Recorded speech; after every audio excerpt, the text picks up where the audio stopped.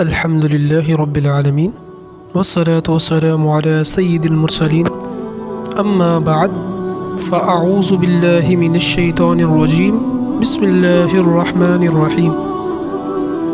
محترم سامعین، آج ہم ایک نہایت ہی اہم موضوع پر گفتگو کریں گے جو کہ ہماری عبادات کی بنیاد ہے، اور وہ ہے وضو کے فرائض۔ قرآن کریم میں اللہ تعالی ارشاد فرماتے ہیں، یا ایھا الذین آمنوا اذا قمتم الى الصلاة فاغسلوا وجوہکم وایدیکم الى المرافق وامسحوا برؤوسکم وارجلکم الى الکعبین۔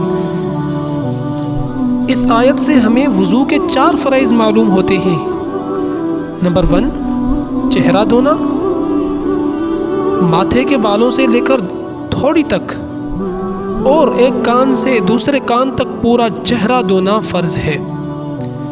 نمبر 2، دونوں ہاتھوں کو کونیوں سمیت دھونا، یعنی انگلیوں سے لے کر کونیوں تک مکمل پانی بہانا فرض ہے۔ نمبر 3، سر کا مسح کرنا، پورے سر کا کم از کم 1/4 حصہ تر ہاتھ سے مسح کرنا فرض ہے۔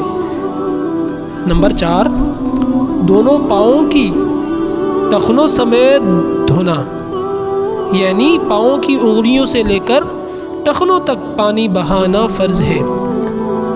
اگر وضو میں ان میں سے کوئی ایک فرض بھی چھوٹ جائے تو وضو مکمل نہیں ہوتا، اور جب وضو مکمل نہ ہو تو نماز بھی نہیں ہوتی۔